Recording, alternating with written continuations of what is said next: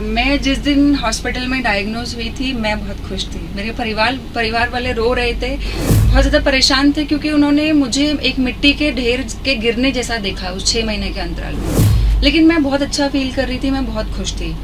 तब भी मालूम नहीं था कि अब ज़िंदगी कुछ अलग होगी, क्योंकि हर दिन अब आपको इंसुलिन पर डिपेंडेंट रहना है। दिन में 3 से 4 बार इंसुलिन लेना है, और हर बारी इंसुलिन लेने से पहले और खाना खाने से पहले आपको अपना शुगर चेक करना है। बच्चा खेलेगा भी, बच्चा पिकनिक में भी जाएगा, तो माँ बाप उसको कैसे समझाएं कि बेटा आपको ये नहीं करना है, ये करना है। तो उस चीज़ ने मुझे बहुत परेशान किया, क्योंकि मैं तो 25 वर्ष की उम्र फिर भी बड़ी थी, सही गलत की समझ है। बच्चों को इस तरह से समझाना, प्लस माँ बाप के पास हर चीज़ के आंसर्स नहीं होते हैं। वहाँ से मुझे लगा कि मुझे अब कुछ करना है इस चीज़ में। नमस्कार, मैं आपके साथ दीपा शर्मा।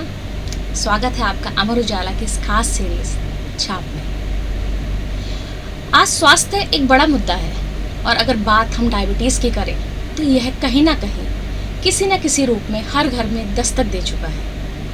पहले जब बढ़ती उम्र के साथ बुजुर्गों को शुगर होती थी, लेकिन आज युवा के साथ बच्चे भी इसके चपेट में आ रहे हैं।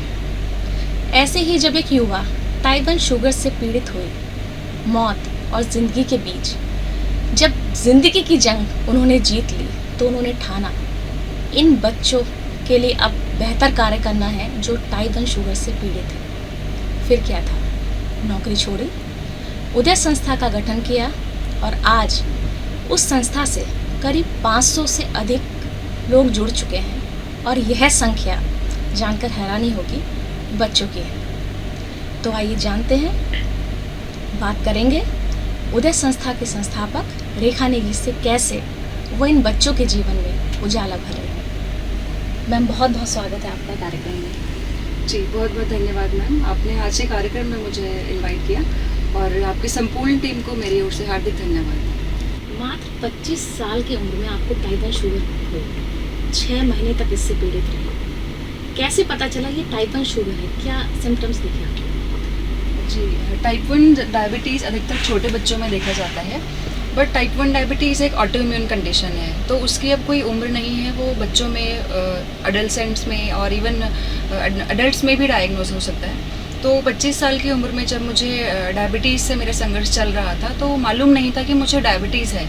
तो टाइप 1 डायबिटीज़ के जो क्लासिकल सिम्टम्स होते हैं, बहुत ज़्यादा भूख लगना, बहुत ज़्यादा प्यास लगना, और बहुत ज़्यादा खाने के बाद आपका वेट बहुत गिरता रहता है। तो मेरा लगभग 10 किलो वज़न उस 6 महीने के अंतराल में एकदम से गिर गया, और बहुत ज़्यादा कमज़ोरी महसूस होती थी। तो शुरुआत में समझ नहीं आया कि क्या चल रहा है। हमने अपने डॉक्टर्स को दिखाया, और मैं उस टाइम पे मैं एक गांव में जॉब करती थी, उत्तराखंड के इंटीरियर एरियाज़ में, खत्तियोड़ में। तो वहाँ पे मेडिकल फैसिलिटी इतनी अवेलेबल नहीं थी। मेरा शुगर टेस्ट तो खैर बहुत दूर की बात है, नॉर्मल दवाइयाँ मुझे डॉक्टर प्रिस्क्राइब किया करते थे। फिर वापस मैं वीकेंड्स में देहरादून आती थी, तो यहाँ पे भी मैं जितने भी डॉक्टर्स को विज़िट किया, वो लोग मेरी समस्या को पहचान नहीं पाए। तो इस समस्या की वजह से मेरी हालत बहुत बदतर होती गई, और मुझे आप समझिए कि रात भर मैं सोती नहीं थी। रात भर क्योंकि मुझे बहुत ज़्यादा प्यास लग रही है, फिर मुझे टॉयलेट जाना है, और मैं सो भी नहीं पाती थी। दिन भर भी मैं बहुत ज़्यादा पानी पीती थी। लास्ट में मतलब ये 6 महीने का टाइम निकलता गया, लगभग मेरे सारे टेस्ट हो चुके थे, ब्लड टेस्ट। तो मेरी मम्मी ने मेरा बिहेवियर ऑब्जर्व किया कि मैं सुबह उठते ही मुझे मीठे की क्रेविंग हो रही है, मुझे बहुत प्यास लग रही है, मुझे बहुत भूख लग रही है। तो उनके कहने पे मैंने अपना शुगर का टेस्ट करवाया, और उस टाइम पे जो मैक्सिमम स्केल था शुगर चेक करने का 600, तो मेरा ब्लड शुगर 600 था। उसके बाद मुझे हॉस्पिटल में एडमिट किया गया, और फिर मालूम चला कि मुझे टाइप 1 डायबिटीज़ है। तो जब आपको ये शुगर डायग्नोज हुई, तो उसके बाद कैसे विचार आया कि एक संस्था गठन करके इन बच्चों के लिए काम किया जाए? जी, क्योंकि आप खुद एक उस समय बहुत कम एज थी। जी, दरअसल मैं जिस दिन हॉस्पिटल में डायग्नोज हुई थी मैं बहुत खुश थी। मेरे परिवार वाले रो रहे थे, बहुत ज़्यादा परेशान थे, क्योंकि उन्होंने मुझे एक मिट्टी के ढेर के गिरने जैसा देखा उस 6 महीने के अंतराल में। लेकिन मैं बहुत अच्छा फील कर रही थी, मैं बहुत खुश थी। तब भी मालूम नहीं था कि अब ज़िंदगी कुछ अलग होगी, क्योंकि हर दिन अब आपको इंसुलिन पर डिपेंडेंट रहना है। दिन में 3 से 4 बार इंसुलिन लेना है, और हर बारी इंसुलिन लेने से पहले और खाना खाने से पहले आपको अपना शुगर चेक करना है। तो थोड़ा सा वहाँ पर भी, उस फेज़ में भी मुझे शिक्षा का अभाव था, अवेयरनेस का अभाव था। मुझे नहीं अच्छे से सिखाया गया था कि इसका सही तरीके से हम कैसे इसको मैनेज कर सकते हैं। तो मैंने इस समस्या को बहुत आसानी से एक्सेप्ट किया कि ठीक है, मुझे एक नया जीवन मिला है और मैं बहुत अच्छा फील कर रही हूँ।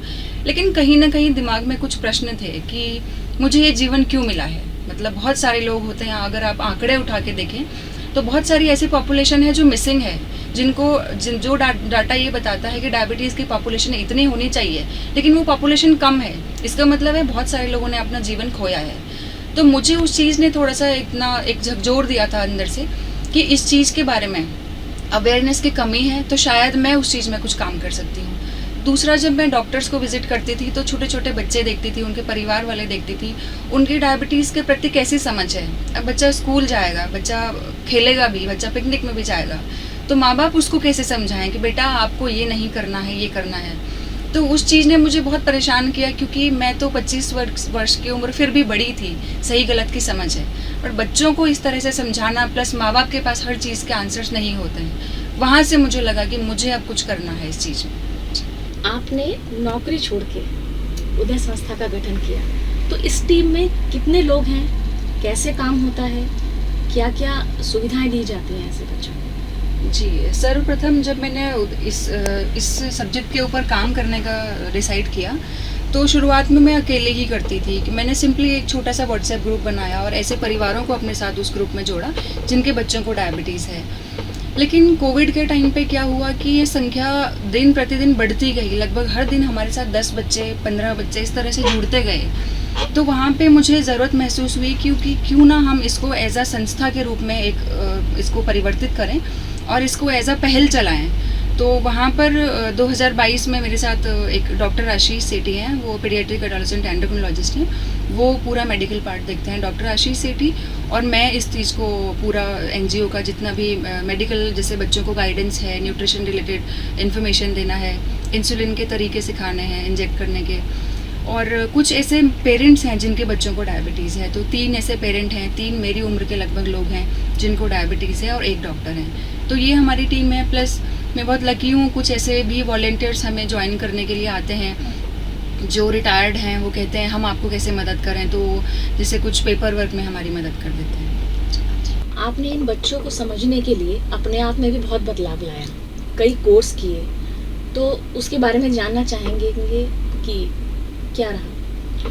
जी, जब मुझे डायबिटीज़ हुई थी तो मैंने बहुत अच्छे से अपने डायबिटीज़ मैनेज किया और मैं अपना कंट्रोल बहुत अच्छे से रखती थी, खान पान मेरा, एक्सरसाइज, सब चीज़ें बहुत अच्छे से करती थी। और मदद करने की एक बच्चों के लिए एक भाव था, वो करती थी।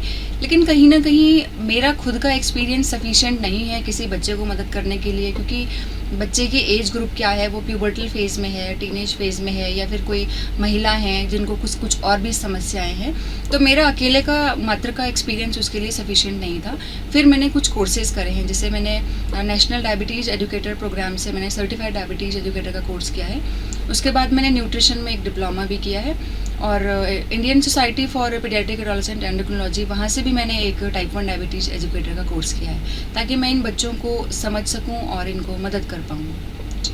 आपकी संस्था करीब 7 साल से उत्तराखंड में काम कर रही है और ये हर जिले में कोई ना कोई इससे जुड़ा हुआ है, और यह संख्या करीब 500 से अधिक हो चुकी है। तो आपकी संस्था में जो पहला मामला था, एक 8 महीने की बच्ची का था जो टाइप 1 शुगर से पीड़ित थी।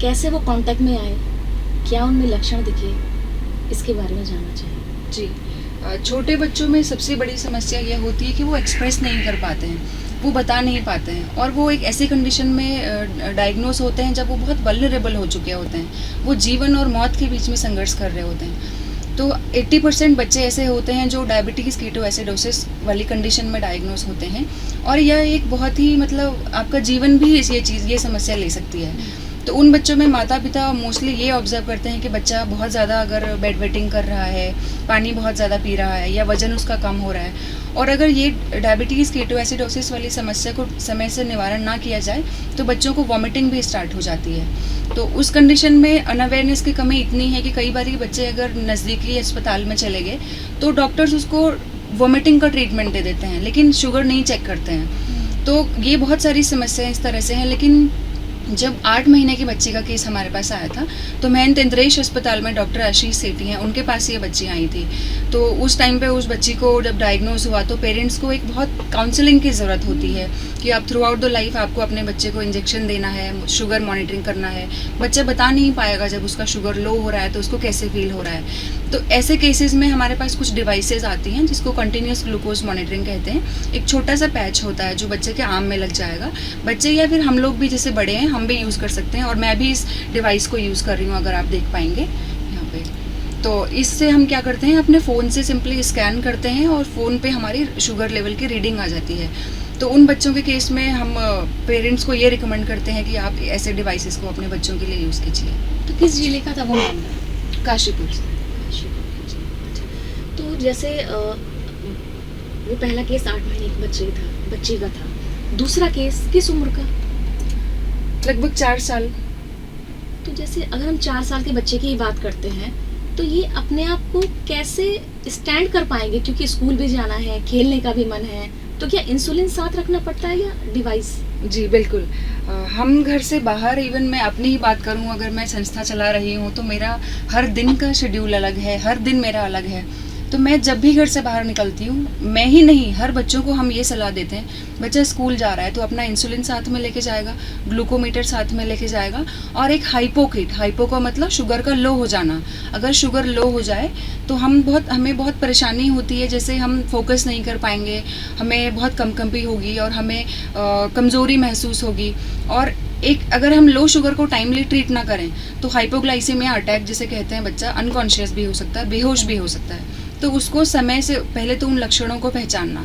तो बच्चों को हम पूरी इस तरह से ट्रेनिंग देते हैं कि आपको इस तरह के सिम्टम्स जब भी आए तो आप तुरंत अपना शुगर चेक करें, कंफर्म करें कि वो लो शुगर है या क्या है। तो ये सारी चीज़ें लेके हम हमेशा घर से बाहर अपने साथ निकलते हैं। तो इसके लिए पेरेंट्स को कैसे अवेयर करते हैं? बच्चे पेरेंट्स के साथ ही आते हैं ऑब्वियसली, तो क्या कभी स्कूलों में भी ये अभियान चलाया गया? जी, स्कूलों में अभी हमने मुश्किल से 1 या 2 स्कूल में हम कर पाए हैं। हमारी अभी थोड़ा सा रिसोर्सेज की कमी होने की वजह से और टीम हमारी छोटी है, उसकी वजह से हम बहुत ज़्यादा नहीं कर पा रहे हैं। बट अभी जो लोग हमसे जुड़े हुए हैं, बच्चे जुड़े हुए हैं, उनकी समस्याओं को हम ज़्यादा फोकस करते हैं। जैसे पेरेंट्स और बच्चे, कोई न्यूली डायग्नोज बच्चा हमारे पास आता है तो सबसे पहले देखिए, किसी भी इंसान को, जैसे मुझे जो रियलाइज़ हुआ था, कोई ऐसा कहने वाला इंसान नहीं था जो ये कह दे कि हाँ मुझे भी ये डायबिटीज़ है और इसके साथ में जीवन आसान है। क्योंकि शुरुआत के डायग्नोसिस के बाद भी 2 साल तक मुझे गलत ट्रीटमेंट दिया गया है और मैंने उसको ऐसे ही एक्सेप्ट कर लिया था कि शायद ऐसा ही अब जीवन रहेगा, ऐसा ही होता होगा। वो खुद से मैंने कुछ रिसर्च करी, खुद से फिर सोशल मीडिया एक्सप्लोर करके, गूगल के थ्रू, इंटरनेट के माध्यम से मुझे मालूम चला कि एग्जैक्टली टाइप 1 डायबिटीज़ होता क्या है। तो सही अगर आप किसी को गाइडेंस दें, सही सपोर्ट मिले और सही ट्रीटमेंट दें तो ऐसे बच्चे और हम जैसे लोग बहुत अच्छा जीवन जी सकते हैं। इवन जो नॉर्मल लोग हैं जिनका फंक्शनिंग पैनक्रियाज है, उनसे भी बेहतर हम जीवन जी सकते हैं। ऐसे बच्चों और युवाओं की मनोदशा को समझना कितना आसान होता है, क्योंकि आमतौर पर कोई पेरेंट्स ये उम्मीद नहीं करेगा कि हमारा बच्चा भी डायबिटिक हो। जी, यह एक बहुत बड़ी समस्या है, क्योंकि जिस स्टेज में हम डायग्नोस होते हैं, मैं अपनी बात करूं, 6 महीने का अनडायग्नोसिस का संघर्ष, और उसके बाद अगर ये कह दिया जाए कि आपको जीवन पर्यंत इंसुलिन डिपेंडेंसी रहनी है, आपको अपना डाइट का ख्याल रखना है, तो हर इंसान इसको आसानी से स्वीकार नहीं कर पाता है। और स्पेशली अगर छोटे बच्चों की बात करूं तो इंसुलिन का आविष्कार सन 1921 में हो गया था, लेकिन आज भी लोगों को मालूम नहीं है कि इंसुलिन बनाया ही इसलिए गया था कि टाइप 1 डायबिटीज़ के लोग उस टाइम पे सरवाइव नहीं कर पाते थे। आज भी माँ बाप की कोशिश रहती है कि वो कोई XYZ ट्रीटमेंट या कोई टाइप 1 डायबिटीज़ का किसी भी प्रकार की जो चिकित्सा पद्धति है, इसमें कोई इलाज नहीं है। इसका सिर्फ हम मैनेजमेंट कर सकते हैं, वो है डाइट से, एक्सरसाइज से, इंसुलिन से, और मॉनिटरिंग हमें ज़रूर करनी होती है। तो सिर्फ इस प्रकार से इसको मैनेज किया जा सकता है। तो पेरेंट्स को सबसे पहले यह सपोर्ट दिया जाता है कि आप अकेले नहीं हैं, हम आपके साथ हैं। क्योंकि अगर नया किसी बच्चे को इंसुलिन दिया जा रहा है तो उनके बच्चे के शुगर में भी फ्लक्चुएशंस आते हैं, तो माँ बाप घबरा जाते हैं। तो वो टाइम पे उनको शुरुआत में 24/7 असिस्टेंस देने की ज़रूरत होती है, क्योंकि कई बार ऐसा हो सकता है बच्चा अगर सो रहा है तो उसका शुगर लेवल डाउन चले जाए। तो पेरेंट्स घबरा जाते हैं कि ऐसी सिचुएशन में हम क्या करें, या बहुत बारी कोई गलत तरह का इंसुलिन बच्चे को दे देते हैं, या बच्चे को डायबिटीज़ है, उसके साथ साथ अगर उसकी तबीयत ख़राब हो गई, उसको वॉमिटिंग हो रही है या लूज मोशंस हो गए, वायरल फीवर हो गया, फिर आप शुगर को कैसे मैनेज करेंगे। तो सबसे पहले हम उनको मनोवैज्ञानिक तरह से हम उनको एक सपोर्ट देने की कोशिश करते हैं, और बच्चों को भी हम कोशिश करते हैं कि आप अकेले नहीं हैं। कहीं ना कहीं भगवान ने अगर हमें ये समस्या दी है तो वो हमें एम्पावर करना चाहते हैं। तो बच्चों को पॉजिटिव वर्ड्स बोल के और बाकी के जैसे छोटे बच्चों से मिलवा के जो कई सालों से अपना ट्रीटमेंट कर रहे हैं, तो उनसे मिल के उनको भी अच्छा फील होता है। और उसके बाद हम बच्चों के पेरेंट्स को भी ऐसी सलाह देते हैं कि बच्चे के स्कूल में भी आप थोड़ा सा सपोर्ट की बात कीजिए, क्योंकि बच्चा स्कूल में टिफ़िन लेके जाएगा, वो बच्चा भी अपना गेम पीरियड में गेम खेलने जाएगा, फिर उसकी डायबिटीज़ को कैसे मैनेज किया जाए। तो यह एक समायोजन है जिसमें हम चाहते हैं परिवार, अभिभावक और स्कूल सबका बच्चों के लिए सपोर्ट मिले। अगर पहाड़ी जिलों की हम बात करें तो वहाँ पे उनको ये इक्विपमेंट्स उपलब्ध करवाना कितना आसान हो जाता है या कितना मुश्किल होता है, तो क्या आप कैसे प्रोवाइड कराते हैं ये सारी चीज़ें? जी, हम उत्तराखंड राज्य, आप सभी को मालूम है हमारे पहाड़ी प्रदेश होने की वजह से हमारे कितने सारे चैलेंजेस हैं। अभी की मैं बात करूं तो अभी क्लाइमेट सिचुएशन कैसी हो रखी है, कहीं हमारे रोड लैंडस्लाइड हो रखी हैं, कहीं रोड ब्लॉक हैं। तो जब मैंने शुरुआत में लोगों को मदद करती थी, रुद्रप्रयाग के तिलवाड़ा में एक बच्चा होता था, वो उस टाइम पे उस बच्चे के पेरेंट सिर्फ सिंगल पेरेंट थी, मदर थी। तो उस बच्चे के लिए मैं यहाँ देहरादून से, कभी चंबा मेरा घर है, वहाँ से मैं इंसुलिन रोडवेज की बसेस से भेजती थी। और अगर रोड ब्लॉक हो गई तो आप समझिए उस बच्चे तक इंसुलिन पहुँचा ही नहीं है। और इंसुलिन एक ऐसी चीज़ है, मैं एक भी मील बिना इंसुलिन के नहीं ले सकती हूँ। तो वो टाइम मुझे बड़ा बुरा फील होता था, मुझे मतलब बहुत मैं मजबूर फील करती थी कि मैं कुछ नहीं कर सकती हूँ। बट हम लकी हैं, शुरुआत में हमें इस तरह के बहुत सारे चैलेंजेस आए, और मैं आज भी आपके प्लेटफॉर्म के माध्यम से माननीय धन सिंह रावत जी, हमारे स्वास्थ्य मंत्री जी का धन्यवाद करना चाहूँगी कि 2022 से उन्होंने हमारे प्रदेश में बच्चों के लिए उनके नज़दीकी अस्पताल में एनालॉग इंसुलिन, यानी जो बिल्कुल नया, बिल्कुल लेटेस्ट इंसुलिन है, वो उपलब्ध करवाना शुरू कर दिया है। तो बच्चों को अगर जैसे डायबिटीज़ हो गई है तो वो अपने नियर बाई CHC या PHC में जाते हैं और वहाँ पे इस इंसुलिन की रिक्वेस्ट करते हैं, तो उनको वहाँ से मिल जाता है। लेकिन बच्चों को इंसुलिन के साथ साथ ग्लूकोमीटर और टेस्ट स्ट्रिप्स की भी ज़रूरत पड़ती है, वो हमारी संस्था उनको प्रोवाइड करवाती है। अगर हम टाइप 1 डायबिटिक की बात करें तो इसे मैनेज करना कैसे हो पाता है, क्योंकि इसके लिए इंसुलिन की ज़रूरत होती है, और क्या क्या इक्विपमेंट्स होते हैं? जी, टाइप 1 डायबिटीज़ बेसिकली एक ऑटो इम्यून कंडीशन है जिसमें हमारा पैनक्रियास के जो बीटा सेल्स हैं वो इंसुलिन बनाना बंद कर देते हैं। तो उसके लिए हमें एक तो बाहरी तरीके से अपने आप को इंसुलिन देना होता है। इंसुलिन सिर्फ इंजेक्शन के फॉर्म में अवेलेबल है। तो बॉडी में इंसुलिन डिलीवरी के भी 2 मेथड हैं, जैसे एक तो इंसुलिन पेन आप यूज़ कर सकते हैं, या फिर आप इंसुलिन पंप यूज़ कर सकते हैं, और कुछ लोग आज भी सिरिंज के माध्यम से इंसुलिन लेते हैं। और उसी तरह से हमें जब भी खाना खाना है तो इंसुलिन की डोज डिसाइड करने से पहले अपना शुगर चेक करना होता है। तो शुगर चेक करने के भी कुछ माध्यम हैं, जैसे कुछ लोग ग्लूकोमीटर यूज़ करते हैं, फिंगर प्रिक करके अपना शुगर चेक करते हैं, और कुछ आधुनिक भी हमारे पास ऐसे डिवाइसेस अवेलेबल हैं, जैसे जिसको CGM कहा जाता है, continuous glucose monitoring. Continuous glucose monitoring की मदद से मैं आपको बताऊँ तो हम इस तरह का एक पैच यूज़ करते हैं। ये एक CGM पैच है। तो छोटे बच्चों के लिए और सभी के लिए टाइप 1 डायबिटीज़ में जैसे अपना अगर शुगर का फ्लक्चुएशंस देखना है तो उसके लिए ये बहुत अच्छा रहता है। तो आप सिंपली फ़ोन की मदद से, जैसे आपने इसको स्कैन किया, आप इस तरह से स्कैन करेंगे तो आप देखेंगे अभी मेरा शुगर लेवल चल रहा है 107 +5 +5 का मतलब है कि ये जो ट्रेंड है ये ऊपर की तरफ अब आ रहा है। तो इस तरह से थोड़ा सा हमारा प्रबंधन आसान हो जाता है अगर इस तरह के डिवाइसेस, इस तरह के हमें उपकरण आसानी से अब उपलब्ध हो पाएँ और इनकी एक्सेसिबिलिटी आसान रहे। लेकिन सबसे बड़ी समस्या ये है कि ये बहुत अच्छे हम लोगों के लिए सपोर्टिव हैं, लेकिन इनका प्राइस बहुत ज़्यादा है। इसका जो दाम है वो हर फैमिली नहीं अफोर्ड कर सकती है। तो बस इसी के लिए हमारी उम्मीद है हमारी सरकारें कुछ काम करेंगी और बेहतर स्वास्थ्य के लिए हमें बेहतर उपकरण मुहैया करवाएंगे। क्या ऐसा भी पॉसिबल है कि परिवार में अगर एक बच्चे को टाइप 1 शुगर है तो सिबलिंग में भी हो जाती है? टाइप 1 डायबिटीज़ में डेफिनेटली जैसे हमारी बॉडी में कुछ एंटीबॉडीज़ होती हैं, और अगर एंटीबॉडी स्टडी करी जाए तो डेफिनेटली हो सकता है कि हमारे कुछ सिबलिंग्स में भी वो सेम एंटीबॉडी हों। लेकिन ये ज़रूरी नहीं है कि अगर मुझे डायबिटीज़ है तो मेरे सिबलिंग को भी डायबिटीज़ होगी ही होगी। उसके कुछ परसेंटेज चांसेस होते हैं और कुछ सिनेरियोज़ होते हैं, जैसे जिस सिनेरियोज से मैं मेरी बॉडी गो थ्रू करी है, जिस लेवल ऑफ स्ट्रेस से, या फिर मुझे वायरल का अटैक हुआ, तो ज़रूरी नहीं है वही स्ट्रेस का सिनेरियो मेरे सिबलिंग में भी हो और उनकी बॉडी इस तरह से रिएक्ट करे। लेकिन डेफिनेटली ऐसे हमारे NGO में भी ऐसे बहुत सारे ऐसे केसेस हैं जिसमें किसी के 2-2 बच्चों को डायबिटीज़ है। तो एक ऐसा ही परिवार है जो हमारे गौचर में रहते हैं, जो सिंगल पेरेंट हैं और उनकी दोनों बच्चों को डायबिटीज़ है।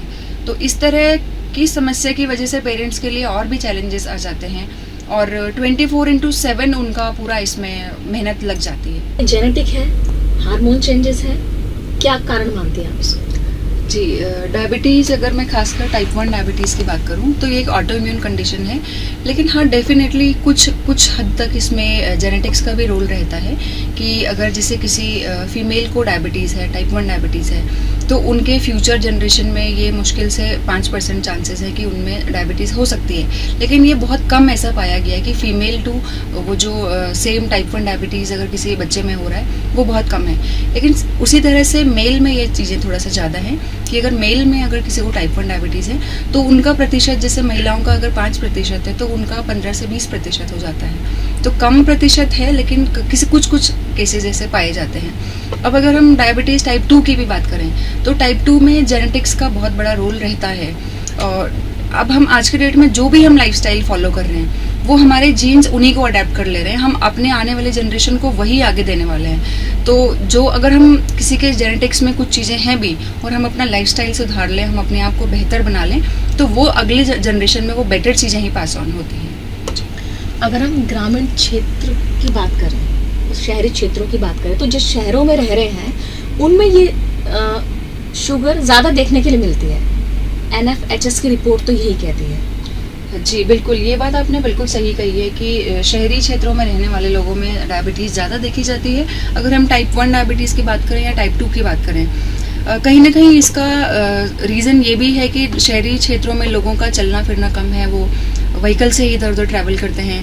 और ग्रामीण क्षेत्रों में आज भी लोग बहुत मीलों दूर पैदल चलते हैं, स्कूल पैदल चल के जाते हैं। प्लस आज भी उनका खान पान अभी कुछ हद तक बेटर है। हम लोग शहरों में रहने वाले लोगों का खान पान पूरी तरह से बदल चुका है, हम वही खा रहे हैं जो हमें मिल रहा है, लेकिन गाँव में लोग वो खाते हैं जो वो उगाते हैं। तो ये भी कुछ इस तरह से रीज़न है। अगर हम ICMR के अध्ययन की रिपोर्ट की बात करें तो 2011 में उत्तराखंड में करीब 4228 टाइप 1 के मरीज थे और 10 सालों में उनकी संख्या 150% तक बढ़ी है और 2025 में यह संख्या करीब 10,000 से अधिक हो सकती है। कितना चिंताजनक विषय है। जी बिल्कुल, टाइप 1 डायबिटीज़ का ICMR का ये अध्ययन ने हमें बताया है कि 2025 में ये संख्या 150% से भी ज़्यादा बढ़ सकती है। तो उसका अगर हम अनुमान लगाएं तो वो लगभग 8 से 10 हज़ार के करीब ये संख्या है। और यह बिल्कुल सही भी साबित होती दिख रही है, क्योंकि जिस तरह से कोविड के बाद से इस संख्या में लगातार वृद्धि हुई है, तो आज की डेट में ये संख्या डेफिनेटली इतनी होगी। ठीक उसी प्रकार type 1 diabetes index T1D index पे यही चेतावनी देता है कि इंडिया में 9 लाख से अधिक लोग हैं जो टाइप 1 डायबिटीज़ से ग्रसित हैं। अब हम स्पेशली उत्तराखंड की बात करें तो उसी आंकड़े के आधार पर हम एक्स्ट्रापोलेटेड अगर डेटा लेते हैं तो वह संख्या भी 8 से 10 हज़ार दर्शाती है। तो एक तरह से यह भी एक एपिडेमिक है जिसके लिए हमें तैयार होना ज़रूरी है, क्योंकि अगर हमारी जो युवा जनरेशन है वो डायबिटिक होगी तो हमें उसके लिए तैयार होना ज़रूरी है कि हम अपनी स्वास्थ्य सेवाओं को बेहतर बनाएं, हम उनके लिए इस तरह की चीज़ें बनाएं कि कल को उनकी वजह से स्वास्थ्य सेवाओं में बर्डन ना आए। तो बेहतर यही होगा कि समय रहते हम इन चीज़ों को सुधार करें और हम टाइप 1 डायबिटीज़ के लोगों के लिए जो भी चीज़ों की ज़रूरत होती है, एनालॉग इंसुलिन हो गए, जिन लोगों को CGM की ज़रूरत होती है, कंटिन्यूस ग्लूकोज मॉनिटरिंग, हम उनको कम दामों में या फिर सब्सिडाइज रेट में वो प्रोवाइड करवाएं। ऐसे कौन कौन से नेशनल और इंटरनेशनल प्लेटफॉर्म हैं जिनसे आप जुड़े रहे? जी, डायबिटीज़ सलाहकार समिति की मैं सदस्य रही हूँ। एक येप्सोमेड कंपनी स्विट्ज़रलैंड बेस्ड कंपनी है। तो सन 2022 में इंडिया में हम कैसे डायबिटीज़ में कुछ बेहतर सुधार कर सकते हैं, उसमें मैं एक सदस्य नामित रही हूँ। और उसके बाद टाइप 1 डायबिटीज़ के एक संस्था है T1D ब्रेक थ्रू, तो वहाँ पे भी मुझे इसी वर्ष मुझे ऐड कर दिया गया है एज अ इम्पेशेंट नेटवर्क सब ग्रुप। और जैसे एक दूसरा हृदय ऑर्गेनाइजेशन है तो उसमें विजडम काउंसिल के मेंबर भी मुझे नामित किया गया है। और इसी वर्ष अप्रैल में मुझे इंटरनेशनल डायबिटीज़ फेडरेशन में थाईलैंड जाने का मौका मिला है, जहाँ पे मुझे DDoc स्कॉलरशिप मिली थी और मैं एक DDoc वॉइसेस भी हूँ। आज के समय में जो मधुमेह सबसे बड़ा स्वास्थ्य मुद्दा है, तो उन लोगों को क्या मैसेज देना चाहेंगे जो इससे जूझ रहे हैं? जी, सबके लिए मैसेज यही है कि आपको डायबिटीज़ हो गया है, लेकिन आप अब डायबिटीज़ के कंट्रोल में मत आइए, आप डायबिटीज़ को कंट्रोल कीजिए। और कैसे हम डायबिटीज़ को कंट्रोल कर सकते हैं, उसका एक मंत्र है, डाइट, एक्सरसाइज, मॉनिटरिंग और मेडिसिन। सबसे पहला चीज़ जो हमें ध्यान देने की ज़रूरत है वो अपने डाइट में है कि हम बैलेंस्ड डाइट लें। किसी भी इंसान को हेल्दी रहने के लिए जो डाइट फॉलो करनी चाहिए, fibre rich food, protein, fat और कार्बोहाइड्रेट्स। तो कार्बोहाइड्रेट्स की मात्रा उसमें कम होनी चाहिए, जो कि हम नहीं करते हैं, और फाइबर हम कम खाते हैं जबकि हमें ज़्यादा करना चाहिए। उसके बाद आता है हमें एक्सरसाइज डेली करनी चाहिए। आपको जो भी पसंद है, वॉक करना पसंद है, रनिंग पसंद है, स्विमिंग पसंद है, योगा पसंद है, जिम पसंद है, लेकिन आप ज़रूर कीजिए डाइट, एक्सरसाइज। और उसके बाद आपको शुगर चेक करना है कि हमारा शुगर का स्तर ये चीज़, दोनों चीज़ों को करके क्या चल रहा है। उसके बाद आप अपने मेडिसिन में, अगर आप इंसुलिन डिपेंडेंट हैं या आप मेडिसिन लेते हैं, उनमें आप एडजस्ट कीजिए। और लास्ट आता है मेंटल हेल्थ। आप अपनी मेंटल हेल्थ का ख्याल रखिए, अपनी स्लीप क्वालिटी का ध्यान रखिए, और डिजिटल जितने भी मीडियाज़ हैं, फ़ोन हैं, उनका कम से कम इस्तेमाल कीजिए। हमसे जुड़ने के लिए मैम बहुत बहुत शुक्रिया। बहुत बहुत धन्यवाद मैम।